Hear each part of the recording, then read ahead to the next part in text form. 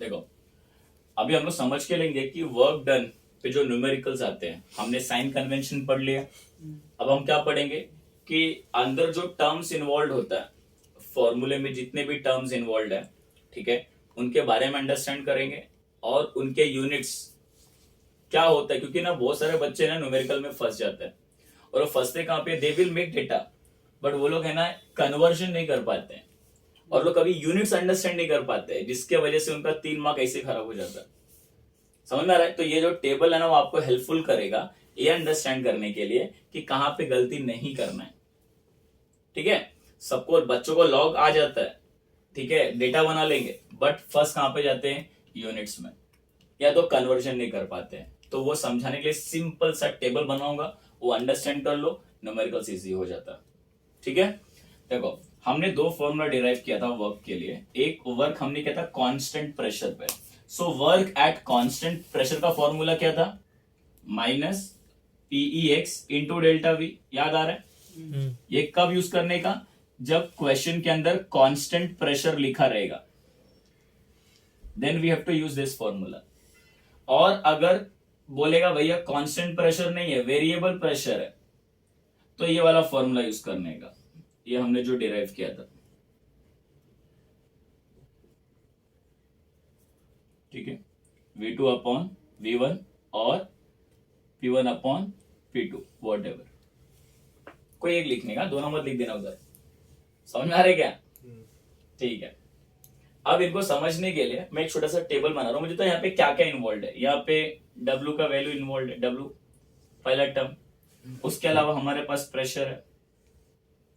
ठीक है, थोड़ा सा जगह लेते हैं, ये प्रेशर हो, then we have volume, then we have R का वैल्यू, हमारे पास नंबर ऑफ मोल्स है, और लास्ट में टेम्परेचर है। इसके अलावा और कुछ दिख रहेगा जो हमने मेंशन नहीं किया रहेगा, है ना? यही सब है ना चीजें, इतने टर्म्स इन्वॉल्व है, वी रोट एवरीथिंग। आगे देखते हैं जरा, इसको मैं 2 पार्ट में क्लासिफाई कर रहा हूं। क्यों सर? देखो वर्क के बारे में पहले बात कर ले। वर्क हमारा एक तरह का एनर्जी है। क्या है वर्क? क्योंकि हमने वेरी फर्स्ट लेक्चर में बोला था what is work, energy, and what is energy, capacity to do work. So work और एनर्जी क्या होता है, सेम ही चीज है।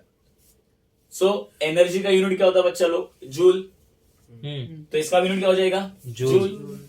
और उसके अलावा अगर मैं इस फॉर्मूले पे ध्यान दो आप, तो वर्क का मतलब होता है लीटर इंटू एटमॉस्फेयर, उसका यूनिट का बात कर रहा हूं।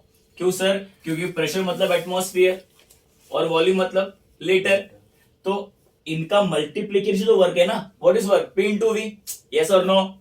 तो P का प्रेशर क्या होता है, एटमॉस्फेयर, और वॉल्यूम का यूनिट क्या होगा, लीटर। तो उस हिसाब से वर्क क्या हो जाएगा, लीटर इंटू एटमॉस्फेयर। सो हमारे पास वर्क के 2 यूनिट है, एक है लीटर इंटू एटमॉस्फेयर और दूसरा क्या है, जूल। समझ में आ रहा है? इसके लिए 2 पार्ट किया, बट कब क्या यूनिट यूज करना है ना समझने का अपने को। समझ में आ रहा है हमें? तो वर्क का यहाँ पे क्या लिख रहा हूं मैं, ये पहला इसका यूनिट लिख रहा हूं मैं, लीटर इंटू एटमॉस्फेयर। ये वर्क का ये यूनिट कब यूज करना है। हाँ, कभी कभी क्या होता है ना, इंस्टेड ऑफ लीटर बच्चे लोग कंफ्यूज हो जाते हैं, वहां पे ना डीएम क्यूब दिया रहेगा। अरे भैया सेम ही है। और एटमॉस्फेयर का जो एक्चुअल है, एक बार में या फिर 1 एटमॉस्फेयर इक्वल टू 1.0132 बार होता है, अप्रोक्सीमेट वैल्यू हम सेइंग। तो 1.01 को हम लोग सीधा 1 ही लेंगे, तो हम ऐसा कंसिडर करेंगे कि भैया एटमॉस्फेयर और बार क्या ऑलमोस्ट सेम है। तो जहां पे एटमॉस्फेयर वहां पे क्या लिख सकते हैं आप, बार। तो याद रखने का, litre into atmosphere is nothing but DM cube into bar. समझ में आ रहा है क्या? याद रखना, ये यूनिट तुम तभी यूज कर सकता है डब्ल्यू के लिए जब आपका प्रेशर किसमें दिया हो, आपका प्रेशर किसमें दिया हो, एटमॉस्फेयर, या तो किसमें, बार में। If pressure has given in atmosphere or bar, then only you can put units for W. ये लीटर इंटू एटमॉस्फेयर तभी लिख सकते जब ये प्रेशर आपको किस में दिया रहेगा, एटमॉस्फेयर या तो बार में। और वॉल्यूम किस में देना चाहिए बोलो, या तो ये लीटर में देना होना चाहिए, या तो किस में होना चाहिए, डेसीमीटर क्यूब में, डीएम क्यूब में होना चाहिए। अगर लीटर में है आपका वॉल्यूम या डीएम क्यूब में है तो आर का जो वैल्यू हो जाता है ना, आर को हम बोलते हैं यूनिवर्सल गैस कांस्टेंट। क्या बोलते हैं? Universal gas constant. ठीक है, इसके 4 अलग अलग यूनिट से हमने 11 में डिटरमाइन किया है, बट यहां पे सिर्फ 2 ही चाहिए। तो लीटर इंटू एटमॉस्फेयर के हिसाब से इसका आंसर हो जाता है 0.021। याद करना पड़ेगा वैल्यू, और उसका यूनिट क्या होता है? लीटर इंटू एटमॉस्फेयर पर केल्विन पर मोल, और नंबर ऑफ मोल्स हमेशा मोल ही रहेगा और ये हमेशा केल्विन रहेगा, दोनों केस में इधर भी, इसमें चेंजेस नहीं होता। ठीक है। अब अगर मैं वर्क को जूल में लूं तो, अगर आप वर्क को सपोज जूल में ले रहा है, किस में ले रहा है? जूल में, तो आपका प्रेशर इस बार एटमॉस्फेयर बार में नहीं हो सकता, it should be in pascal या तो न्यूटन पर मीटर स्क्वायर। आपको समझा दूं, दोनों का मतलब एक ही होता है, पास्कल एंड न्यूटन पर मीटर स्क्वायर ऑलमोस्ट सेम। ठीक है, जैसे यहाँ पे atmosphere and bar almost same था, वैसे पास्कल और न्यूटन पर मीटर स्क्वायर क्या रहेगा? ऑलमोस्ट, क्योंकि आपको कंफ्यूज करने के लिए लोग ये दे सकता है, तो टेंशन लेने का नहीं। अगर मैं बोलूं पास्कल तो कल को मालूम पड़ा न्यूटन पर मीटर, सर ने सिखाया ही नहीं, भैया मतलब एक ही होता है। ठीक है, और आपका अब वॉल्यूम कभी भी लीटर या डीएम क्यूब में नहीं रहेगा, अब आपका वॉल्यूम किसमें रहेगा? मीटर क्यूब में। किसमें रहेगा? Metre cube. ठीक है, और आर का वैल्यू क्या हो जाएगा अब? 8.314 जूल पर केल्विन पर मोल। ये टेबल आपको याद होना चाहिए, आप कभी भी गलती नहीं करेगा अगर ये क्लियर है तो टर्म्स।